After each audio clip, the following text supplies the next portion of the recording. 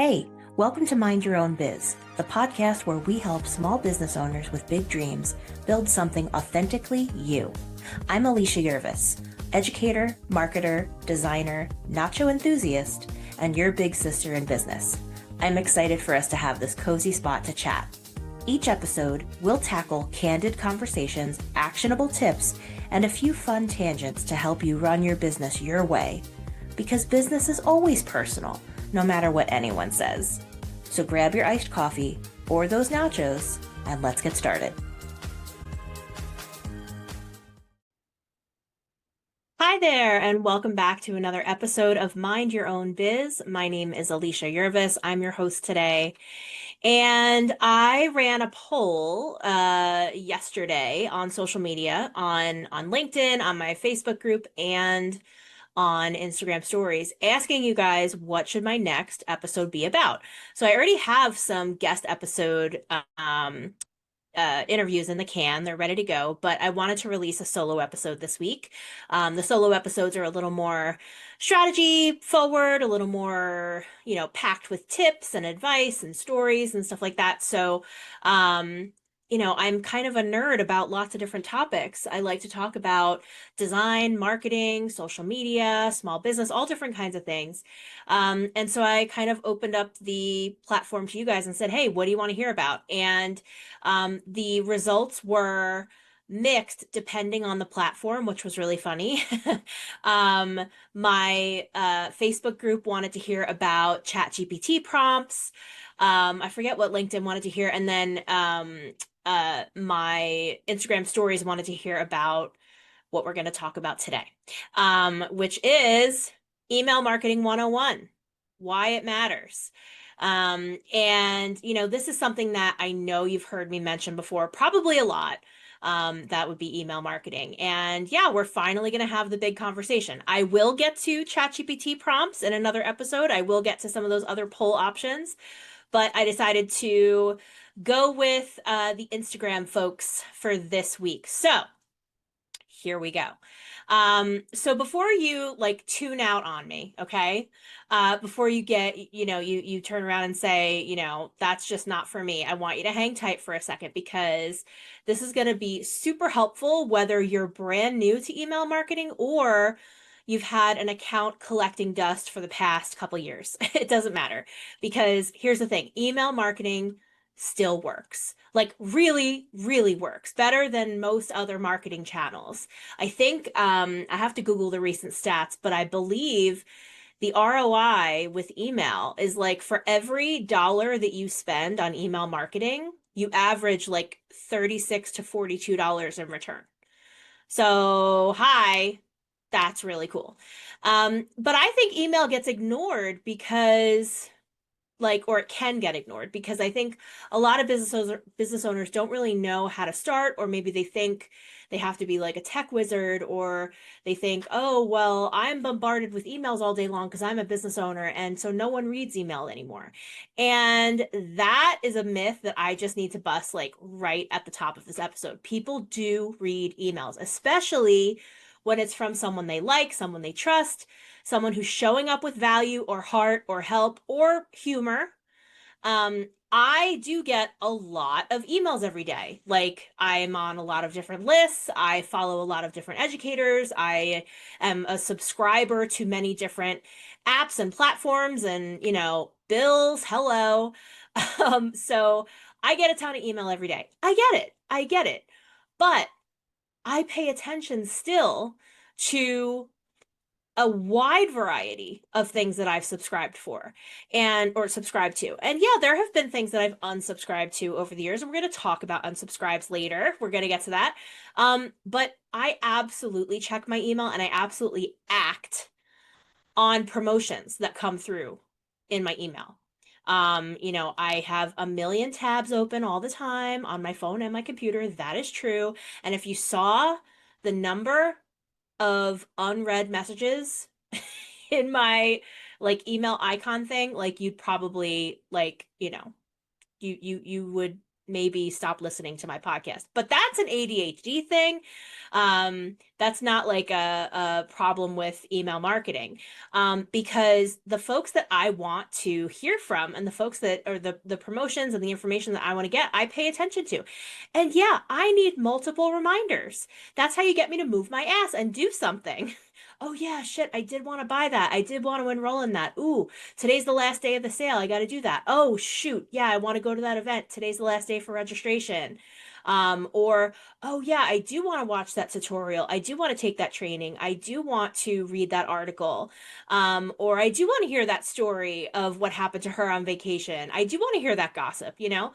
Like there's a wide variety of what is covered in email marketing, and I absolutely do still engage with my inbox all the time. And here's the other thing. Social media is not your safety net. Now, as someone who teaches a social media content strategy course, you might be scratching your head and being like, "Well, why is she saying that?" But let me just clarify. I don't care if you have 20,000 followers on Instagram. If your account gets hacked or the algorithm decides it just doesn't like your content anymore. And trust me, like it'll do that. You're toast. And that's the only way, if that's the only way you're reaching your people, like that's a big problem. You know, you don't want all of your eggs in social media's basket. Because also let's not forget social media can like have an outage, right? Or, you know, you get locked out of your account and then you have no other way to get in touch with your audience. And I have seen this happen to so many people, and I don't want it to happen to you. So I want you to hear me when I say the email list, that is yours.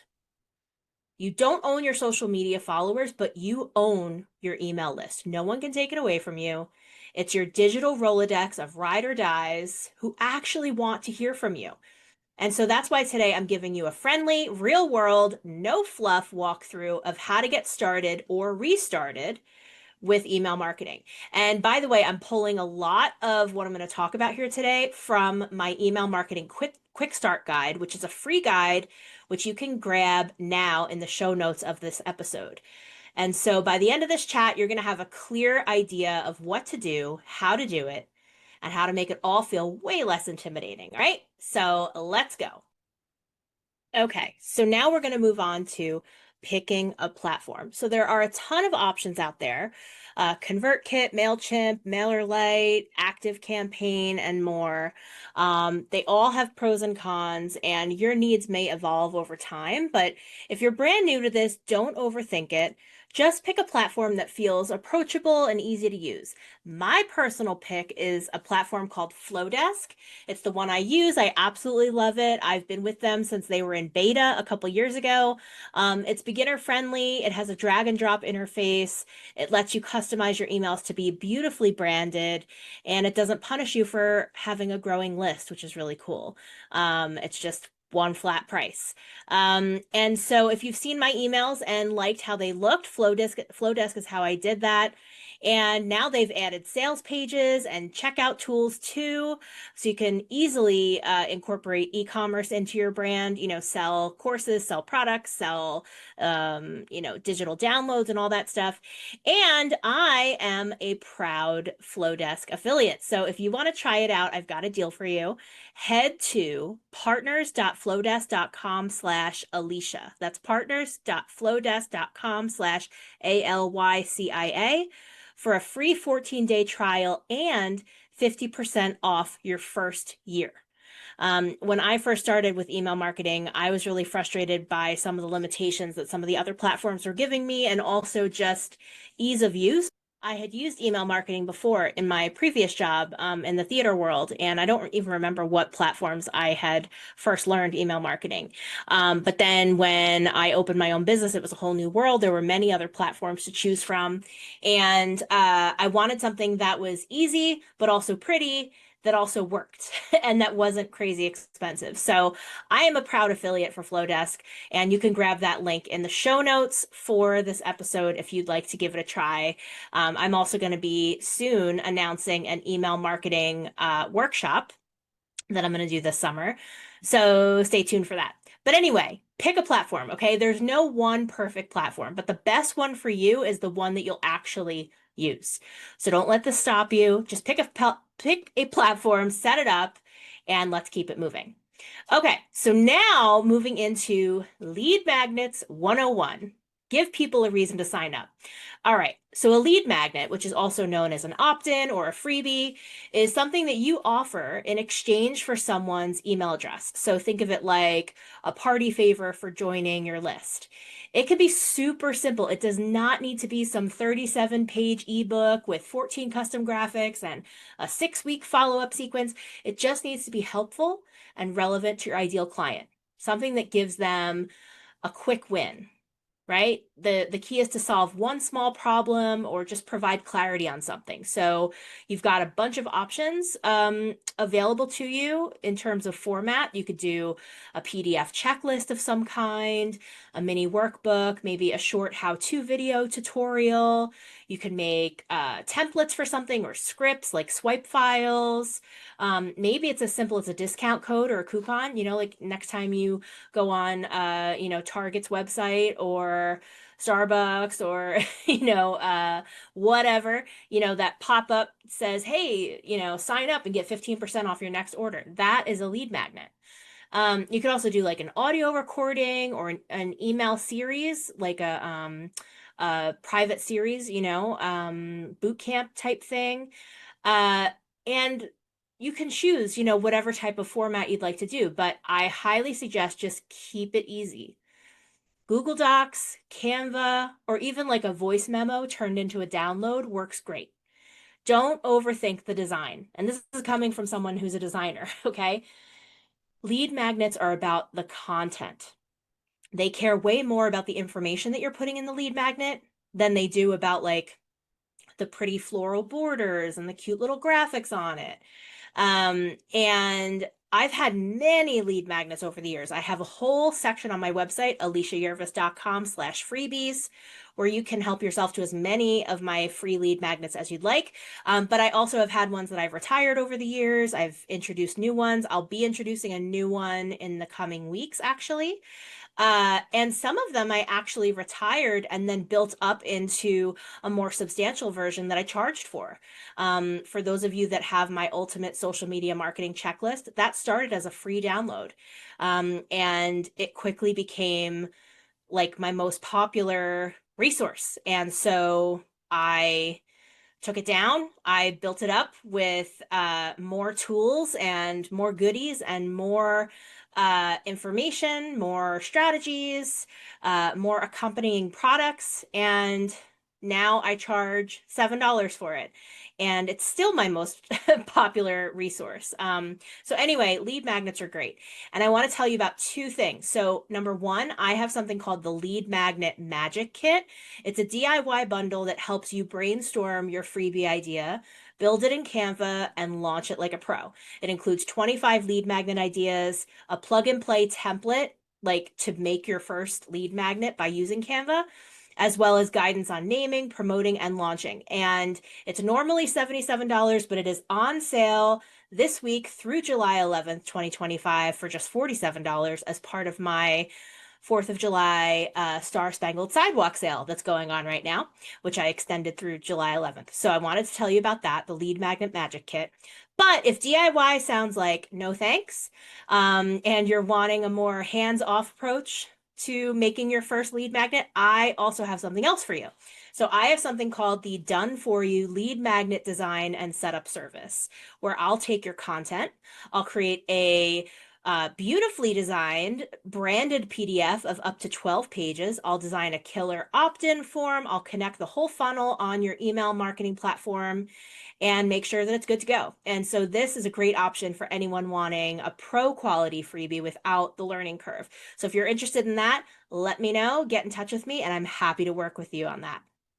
All right, moving on to part 3, automating your welcome email and templates that save your sanity. All right, welcome email. This is your first impression. This is like your handshake, like, hey, like, hi, new friend.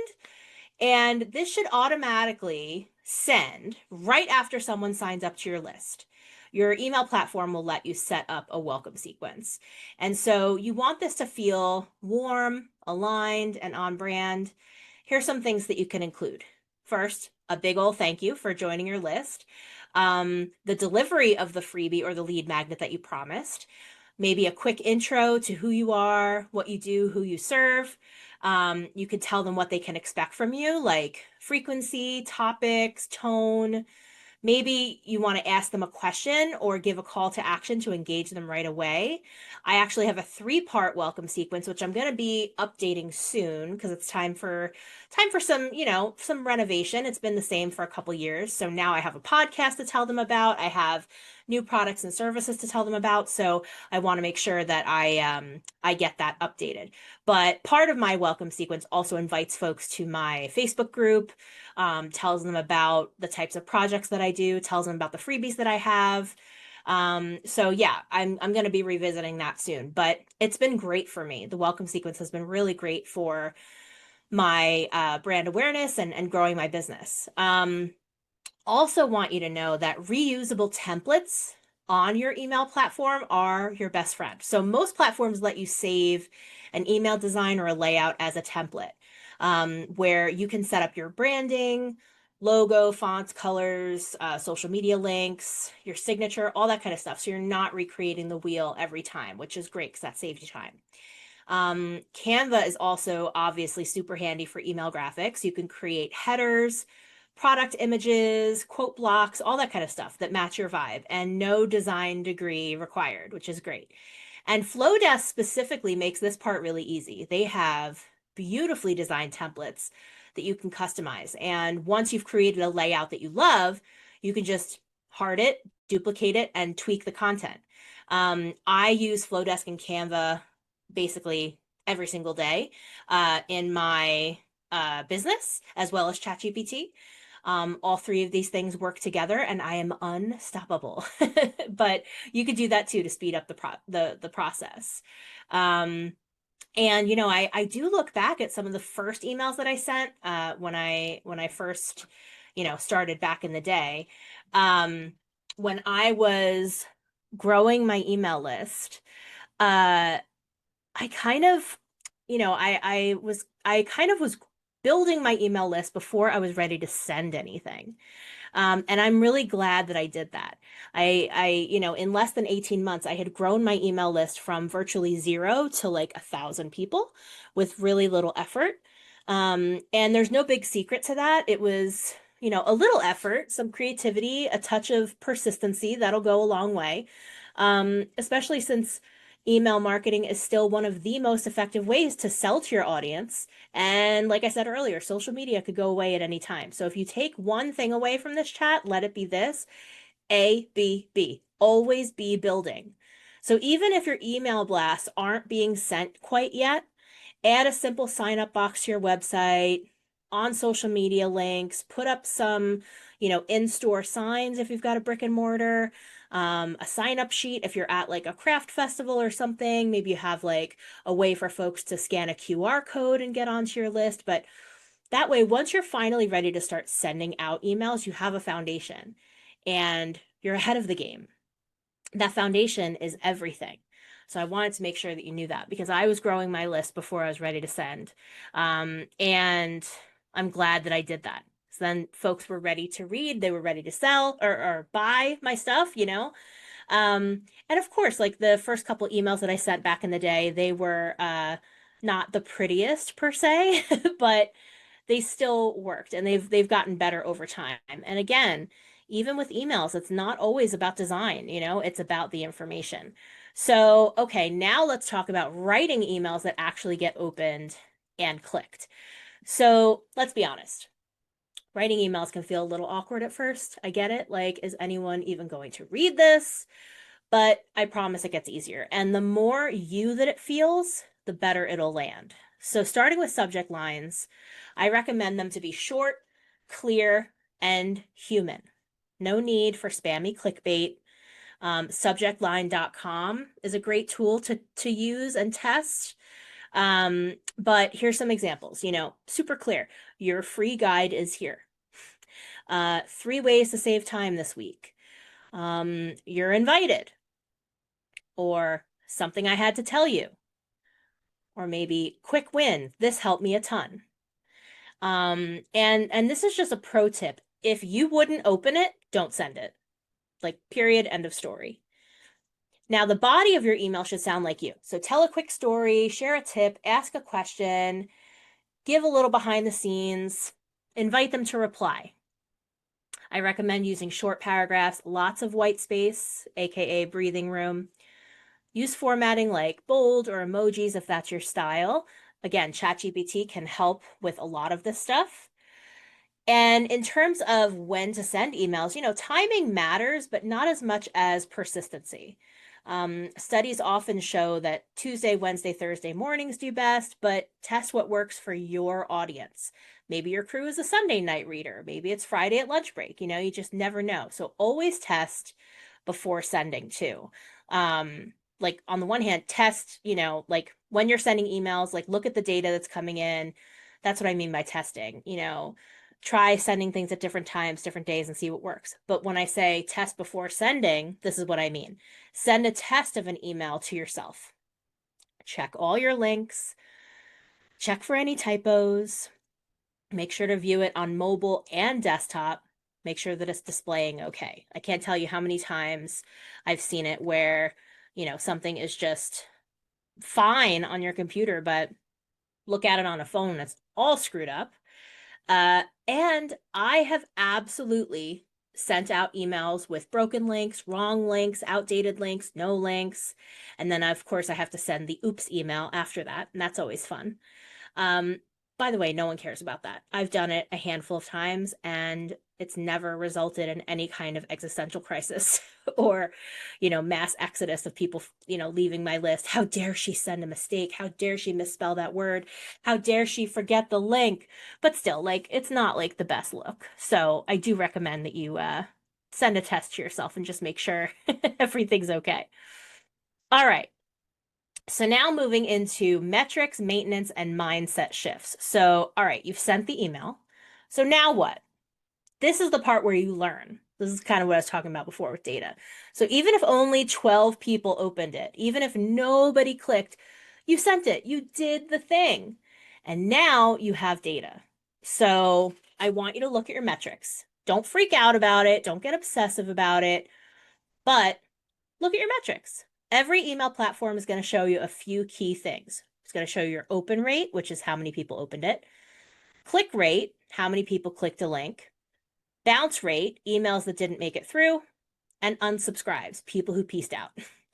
Now, don't panic about unsubscribes. It is not a personal attack. It's just people cleaning up their inboxes. You want a list full of people who actually want to be there, right?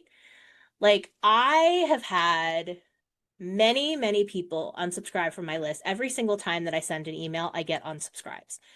But that's why ABB, always be building, like I said earlier, is so important because people are always going to unsubscribe. But the idea is that you are constantly growing and adding to your list. And then the overall trajectory is still positive, right? I've had friends unsubscribe. I've had family unsubscribe. I've had clients, students unsubscribe. In fact, one time, one of my clients who I was like, regularly working with, uh, sent me an email and she's like, I'm not getting your emails anymore. Like, I don't understand. And I looked up her record and she had unsubscribed like 2 months prior. And I told her that and she denied it. So maybe it was a mistake. But anyway, it's not personal. Like, it's okay. They can always come back when they want, right? And honestly, like, keeping your list clean is a great thing. So that means deleting subscribers sometimes, like especially if they've never even opened a single email in like 6 months. Like, do you really still want them on your list? And you can even run a little like re-engagement campaign before removing them. Like, hey, are you still interested in hearing from me? And if they don't click or reply, like, bye. One time I actually did this. This was maybe like 2 years ago. I deleted 980 contacts from my list because they were dead in the water. They were not participating. They hadn't engaged in anything in a long ass time. I felt great about it because you know what happened? My open rates got better. My click rate got better. Everything got better because I made my list cleaner. It makes sense, right? So, mindset shift time, and you've heard me say this quote before, done is better than perfect. This is the thing that held me back from emailing consistently. Oh, I hate that word consistently. Let me rephrase. Persistently for so long.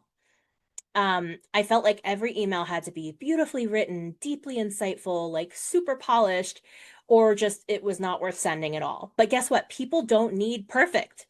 They need you, your personality, your voice, your perspective, even if it's quick, even if it's weird, even if it's not your, quote unquote best work.